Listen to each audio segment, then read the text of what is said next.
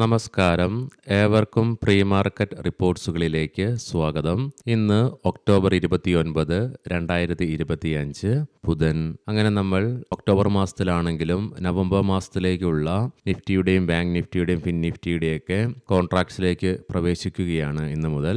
ഇന്നലെ നടന്ന പ്രധാനപ്പെട്ട ഗ്ലോബൽ ഇവന്റുകളുടെ റിസൾട്ടുകൾ, ഇന്ന് നടക്കാനിരിക്കുന്ന പ്രധാനപ്പെട്ട ഗ്ലോബൽ ഇവന്റുകൾ തുടങ്ങി പ്രധാനപ്പെട്ട കാര്യങ്ങൾ നമുക്ക് ഈ വീഡിയോയിൽ ചർച്ച ചെയ്യാം. ഇന്നലെ ഈ മാസത്തെ അവസാന ട്രേഡിംഗ് സെക്ഷനിൽ കൺസ്യൂമർ, IT, ഫിനാൻഷ്യൽ സ്റ്റോക്കുകളിൽ ഉടലെടുത്ത ശക്തമായ പ്രോഫിറ്റ് ബുക്കിങ്ങിനെ തുടർന്ന് നേരിയ നഷ്ടത്തോടുകൂടി വ്യാപാരം അവസാനിപ്പിക്കേണ്ടതായിട്ട് വന്നെങ്കിൽ കൂടിയിട്ടും പതിവിന് വിപരീതമായിട്ട് വിദേശ ധനകാര്യ സ്ഥാപനങ്ങൾ ഇന്ത്യൻ ക്യാഷ് മാർക്കറ്റിൽ 10,339.80 കോടി രൂപയ്ക്ക് ബൈയിങ് ആണ് നടത്തുകയുണ്ടായത്. അതേസമയം ആഭ്യന്തര ധനകാര്യ സ്ഥാപനങ്ങൾ 1081.55 കോടി രൂപയ്ക്ക് ബൈയിങ്ങും തുടരുകയുണ്ടായി. ഹ്യൂജ് ബൈയിങ്ങിനെ തുടർന്ന് വിദേശ ധനകാര്യ സ്ഥാപനങ്ങളുടെ ഇന്ത്യൻ ക്യാഷ് മാർക്കറ്റിൽ 10,040.20 കോടി രൂപയ്ക്ക് നെറ്റ് ബയേഴ്സ് ആയിട്ടും മാറുകയുണ്ടായി. ഇന്നത്തെ നമ്മുടെ മാർക്കറ്റിലേക്ക് സ്പെസിഫിക് ആയിട്ട് വന്നു കഴിയുമ്പോൾ അനലിസ്റ്റുകളുടെയും എക്സ്പേർട്ടുകളുടെയൊക്കെ അഭിപ്രായ പ്രകാരം നിഫ്റ്റിക്ക് ഇന്ന് അതിന്റെ കീ ലെവലായ 26,000 എന്ന ലെവൽ മറികടന്നുകൊണ്ട് ഈ ലെവലിന് മുകളിലായിട്ട് നിലനിൽക്കുവാൻ സാധിച്ചെങ്കിൽ മാത്രമേ മുന്നോട്ടൊരു പ്രയാണം സാധ്യമാകുകയുള്ളൂ. അങ്ങനെ മുന്നോട്ടൊരു പ്രയാണം സാധ്യമാവുകയാണെങ്കിൽ 26,100 എന്ന ലെവലും തുടർന്ന് 6,277 എന്ന നിലവിലെ റെക്കോർഡ് ഹൈ ലെവലിലും റെസിസ്റ്റൻസ് ഫേസ് ചെയ്തേക്കാം. സോ അതുകൊണ്ട് തന്നെ ഈ രണ്ട് ലെവലുകളും നിഫ്റ്റിക്ക് ഇന്ന് അതിശക്തമായി മറികടന്നാൽ മാത്രമേ പുതിയ ഉയരങ്ങളിലേക്ക് നിഫ്റ്റിക്ക് എത്തിച്ചേരാനും സാധിക്കുകയുള്ളൂ. എന്നാൽ അതേസമയം ഇന്ന് നിഫ്റ്റിയിൽ ഒരു ഫോൾ ഉണ്ടാവുകയാണെങ്കിൽ 25,850 എന്ന ലെവൽ ഇമ്മീഡിയറ്റ് സപ്പോർട്ടായിട്ടും തുടർന്ന് അടുത്ത സപ്പോർട്ടായിട്ട് 25,800 എന്ന ലെവലും മാറിയേക്കാം. അതേസമയം ഡൗൺ സൈഡിലേക്ക് 25,700 എന്ന ലെവൽ നിഫ്റ്റി ബ്രേക്ക് ചെയ്യുകയാണെങ്കിൽ സെല്ലിംഗ് പ്രഷറും അനുഭവപ്പെട്ടേക്കാം. പ്രത്യേകം ശ്രദ്ധിക്കുക, ഇത് ട്രേഡ് റെക്കമെൻഡേഷൻ അല്ല, അനലിസ്റ്റുകളുടെയും എക്സ്പേർട്ടുകളുടെയൊക്കെ അഭിപ്രായങ്ങൾ മാത്രമാണ്. എഡ്യൂക്കേഷൻ പർപ്പസിന് വേണ്ടിയിട്ടാണ് ഈ ലെവലുകൾ വിശദീകരിക്കുകയുണ്ടായത്. ഇന്നലെ പ്രധാനമായും ആകെ ഒരു ഗ്ലോബൽ ഇവന്റ് ആയിരുന്നു നിലനിന്നിരുന്നത്. അത് ജർമ്മനിയിൽ നിന്നും നവംബർ മാസത്തേക്കുള്ള GfK കൺസ്യൂമർ ക്ലൈമറ്റ് ഡാറ്റയായിരുന്നു. മാർക്കറ്റിനെ നിരാശപ്പെടുത്തിക്കൊണ്ട് -22 എന്ന ഫോർകാസ്റ്റിനെയൊക്കെ മറികടന്നുകൊണ്ട് -24.1 എന്ന ലെവലിലാണ് റിപ്പോർട്ട് ചെയ്യപ്പെടുകയുണ്ടായത്. ഇന്ന് കുറച്ചേറെ പ്രധാനപ്പെട്ട ഗ്ലോബൽ ഇവന്റുകൾ നിലനിൽക്കുന്നു. രാവിലെ 10:30 ജപ്പാനിൽ നിന്നും ഒക്ടോബർ മാസത്തെ കൺസ്യൂമർ കോൺഫിഡൻസ് ഡാറ്റ റിലീസ് ഉണ്ട്. വൈകുന്നേരം നമ്മുടെ മാർക്കറ്റ് അടച്ചതിന് ശേഷം 7:15 BOC ഇൻട്രസ്റ്റ് റേറ്റ് ഡിസിഷൻ കാനഡയിൽ നിന്നും വരാനിരിക്കുന്നു. അതിനോടനുബന്ധിച്ച് തന്നെ കാനഡയിൽ നിന്നും BOC മോണിറ്ററി പോളിസി റിപ്പോർട്ടും റിലീസ് ചെയ്യപ്പെടും. ഇതിനെല്ലാം പുറമെ ഇന്ന് രാത്രി 11:30 ഫെഡ് ഇൻട്രസ്റ്റ് റേറ്റ് ഡിസിഷൻ വരാനുണ്ട്. ഇന്ന് US നിന്നും രാത്രി വരാനിരിക്കുന്ന ഫെഡ് ഇൻട്രസ്റ്റ് ഡിസിഷനാണ് ഇന്നത്തെ ഏറ്റവും പ്രധാനപ്പെട്ട ഇവന്റ്. ഗ്ലോബൽ മാർക്കറ്റും ഇന്ത്യൻ മാർക്കറ്റും ഒരുപോലെ നോക്കിക്കാണുന്നത്. അതുകൊണ്ട് തന്നെ ഇന്ന് ഓവർനൈറ്റ് പൊസിഷൻസ് ഒക്കെ ക്യാരി ഫോർവേഡ് ചെയ്യുന്നവർ 2 പ്രാവശ്യം ചിന്തിച്ചിട്ട് ചെയ്യുക. ഇന്നത്തെ ഫെഡ് ഇൻട്രസ്റ്റ് റേറ്റ് ഡിസിഷനിൽ 25 ബേസിസ് പോയിന്റ് കട്ടാണ് മാർക്കറ്റും നിക്ഷേപകരും പ്രതീക്ഷിക്കുന്നത്. L&T, coal India, Hindustan petroleum corporation, LIC housing finance തുടങ്ങിയ പ്രധാനപ്പെട്ട ഒത്തിരിയേറെ കമ്പനികളുടെ Q2 ഏർണിംഗ്സിന്റെ റിസൾട്ടുകൾ ഇന്ന് ലൈനപ്പ് ചെയ്തിട്ടുണ്ട്. ലീഡിംഗ് ആയ ADR സ്റ്റോക്സിൽ doctor Reddy's, HDFC bank, Wipro ADRകൾക്ക് നേട്ടത്തോടുകൂടി വ്യാപാരം അവസാനിപ്പിക്കുവാൻ സാധിച്ചപ്പോൾ axis bank, ICIC bank, Infosys ADRകൾക്ക് നഷ്ടത്തോടുകൂടിയും വ്യാപാരം അവസാനിപ്പിക്കേണ്ടതായിട്ട് വന്നു. ഇനി നമുക്ക് ഗ്ലോബൽ മാർക്കറ്റുകൾ പരിശോധിക്കാം. ഇന്നലെ US മാർക്കറ്റിൽ മൈക്രോസോഫ്റ്റിന് 2.2% നേട്ടം ഒരു സിംഗിൾ ഡേ കൈവരിക്കുവാൻ സാധിച്ചു. അതുകൂടാതെ ആപ്പിൾ സ്റ്റോക്കിന് ഇന്നലെ $4 ട്രില്യൺ എന്ന ചരിത്ര നേട്ടത്തിലേക്കും സ്റ്റോക്കിന് എത്തിച്ചേരുവാൻ സാധിക്കുകയുണ്ടായി. സോ ഇതിനെയൊക്കെ തുടർന്ന് ഇന്നലെ US മാർക്കറ്റിൽ S&P 500നും നാസ്ഡാക്കിനും തുടർച്ചയായി മൂന്നാമത്തെ ട്രേഡിംഗ് സെക്ഷനിലും ഫ്രഷ് റെക്കോർഡ് ഓൾ ടൈം ഹൈകൾ ക്രിയേറ്റ് ചെയ്യുവാൻ സാധിച്ചു. അതുകൊണ്ട് തന്നെ S&P 500ഉം നാസ്ഡാക്കും നേട്ടത്തോടുകൂടി തന്നെയാണ് വ്യാപാരം അവസാനിപ്പിച്ചതെങ്കിൽ നിലവിൽ ഡോ ജോൺസ് ഫ്യൂച്ചർ നേരിയ നഷ്ടത്തോടു കൂടിയിട്ടാണ് നിലവിൽ വ്യാപാരം തുടർന്നുകൊണ്ടിരിക്കുന്നത്. യൂറോപ്യൻ മാർക്കറ്റ്സിൽ UK മാർക്കറ്റ് നേട്ടത്തോടു കൂടിയും അതേസമയം ഫ്രാൻസ്, ജർമ്മൻ മാർക്കറ്റുകൾ നഷ്ടത്തോടു കൂടിയിട്ടുമാണ് വ്യാപാരം അവസാനിപ്പിക്കുകയുണ്ടായത്.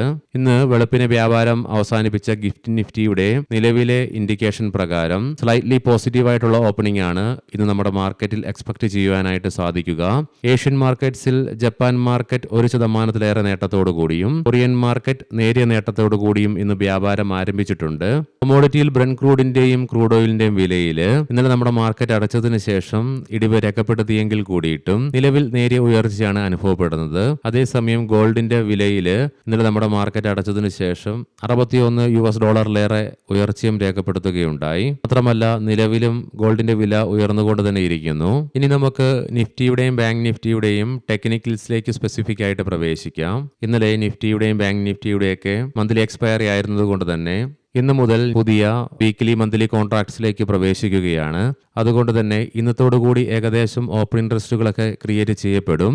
എങ്കിലും നിലവിൽ നിഫ്റ്റിയുടെ PCR 0.78 എന്ന നിലയിലും മാക്സ് പെയിൻ 25,950 എന്ന ലെവലിലുമായിട്ട് നിലകൊള്ളുന്നു.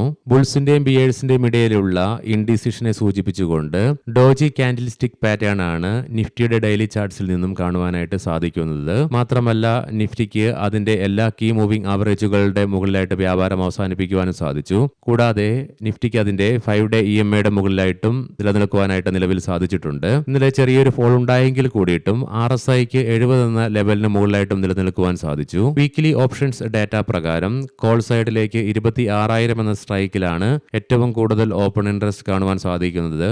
അതേ സ്ട്രൈക്കിൽ തന്നെയായിട്ടാണ് ഏറ്റവും കൂടുതൽ റൈറ്റിംഗും നിലവിൽ കാണുക. അതേസമയം പുട്ട് സൈഡിലേക്ക് 25,500 എന്ന സ്ട്രൈക്കിലാണ് ഏറ്റവും കൂടുതൽ ഓപ്പൺ ഇൻട്രസ്റ്റ് കാണുവാൻ സാധിക്കുന്നതെങ്കിലും 25,400 എന്ന സ്ട്രൈക്കിലായിട്ടാണ് ഏറ്റവും കൂടുതൽ പുട്ട് റൈറ്റിംഗ് നിലവിൽ കാണുക. ബാങ്ക് നിഫ്റ്റിയുടെ PCR 0.97 എന്ന നിലയിലും മാക്സ് പെയിൻ 58,000 എന്ന ലെവലിലുമായിട്ട് നിലകൊള്ളുന്നു. ലോവർ ലെവൽസിലുള്ള ബൈയിങ് ഇൻട്രസ്റ്റിനെയും പോസിറ്റീവ് ബയാസിനെയും സൂചിപ്പിച്ചുകൊണ്ട് ലോവർ ഷാഡോയോട് കൂടിയിട്ടുള്ള ബുള്ളിഷ് കാൻഡിൽ സ്റ്റിക് പാറ്റേൺ ആണ് ബാങ്ക് നിഫ്റ്റിയുടെ ഡെയിലി ചാർട്ട്സിൽ നിന്നും ദൃശ്യമാകുന്നത്. അതുകൂടാതെ ഇന്നലെ നിഫ്റ്റിക്കും സെൻസെക്സിനൊക്കെ നഷ്ടത്തോടുകൂടി വ്യാപാരം അവസാനിപ്പിക്കേണ്ടതായിട്ട് വന്നെങ്കിലും ബാങ്ക് നിഫ്റ്റിക്ക് 100 പോയിന്റുകളുടെ നേട്ടത്തോടുകൂടി വ്യാപാരം അവസാനിപ്പിക്കുവാനും സാധിച്ചതിനെ തുടർന്ന് RSI 72.88 എന്ന ലെവലിലേക്കും എത്തിച്ചേരുകയുണ്ടായി. അതുകൂടാതെ ബാങ്ക് നിഫ്റ്റിക്കും അതിന്റെ എല്ലാ കീ മൂവിംഗ് ആവറേജുകളുടെ മുകളിലായിട്ട് വ്യാപാരം അവസാനിപ്പിച്ച് നിലകൊള്ളുവാനുമായി മന്ത്ലി ഓപ്ഷൻസ് ഡാറ്റ പ്രകാരം 57,000 എന്ന സ്ട്രൈക്കിലാണ് കോൾ സൈഡിലേക്ക് ഏറ്റവും കൂടുതൽ ഓപ്പൺ ഇൻട്രസ്റ്റ് കാണുവാൻ സാധിക്കുന്നതെങ്കിലും 58,500 എന്ന സ്ട്രൈക്കിലായിട്ടാണ് ഏറ്റവും കൂടുതൽ കോൾ റൈറ്റിംഗ് കാണുന്നത്. പുട്ട് സൈഡിലേക്ക് 58,000 എന്ന സ്ട്രൈക്കിലായിട്ടാണ് ഏറ്റവും കൂടുതൽ ഓപ്പൺ ഇൻട്രസ്റ്റ് കാണുവാൻ സാധിക്കുന്നത്. അതേ സ്ട്രൈക്കിൽ തന്നെയായിട്ടാണ് നിലവിൽ ഏറ്റവും കൂടുതൽ പുട്ട് റൈറ്റിംഗും ദൃശ്യമാകുന്നത്. ഇന്നത്തെ പ്രധാനപ്പെട്ട ചില സ്റ്റോക്കിംഗ് ന്യൂസുകൾ പരിശോധിക്കാം. മുൻകൂട്ടി ഓർമ്മിപ്പിച്ചുകൊള്ളട്ടെ, ഇത് ഒരു ബൈ ഓർ സെൽ റെക്കമെൻഡേഷൻ അല്ല. ശ്രീ സിമെന്റ് പറയാൻ പോകുന്ന റിസൾട്ടുകളൊക്കെ quarter two year on year ബേസിസിലാണ്. പ്രോഫിറ്റിൽ 303.6% വർധനവ് രേഖപ്പെടുത്തിയപ്പോൾ റവന്യൂവിൽ 17.4% വളർച്ചയും രേഖപ്പെടുത്തുകയുണ്ടായി. ജിന്ദാൽ സ്റ്റീൽ പ്രോഫിറ്റിൽ 25.9% ഇടിവ് രേഖപ്പെടുത്തിയപ്പോൾ റവന്യൂവിൽ 4.2% വളർച്ചയും രേഖപ്പെടുത്തി. ടാറ്റ ക്യാപിറ്റൽ പ്രോഫിറ്റിൽ 17% വർധനവ് രേഖപ്പെടുത്തിയപ്പോൾ നെറ്റ് ഇൻട്രസ്റ്റ് ഇൻകത്തിൽ 23% ഉയർച്ചയും നെറ്റ് ടോട്ടൽ ഇൻകത്തിൽ 28% കുതിച്ചുചാട്ടവും നടത്തുകയുണ്ടായി.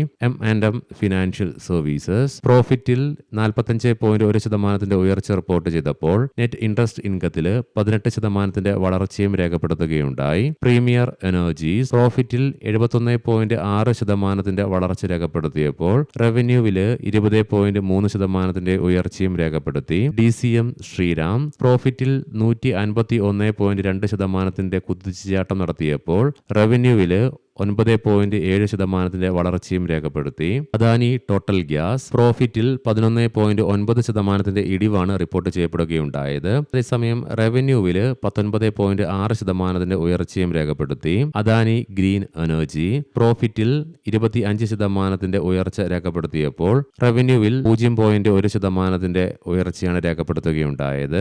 ഏവർക്കും നല്ല ഒരു ട്രേഡിംഗ് ദിനം ആശംസിക്കുന്നു. വൈകുന്നേരം പോസ്റ്റ് മാർക്കറ്റ് റിപ്പോർട്ട്സുമായി കണ്ടുമുട്ടാം. നന്ദി, നമസ്കാരം.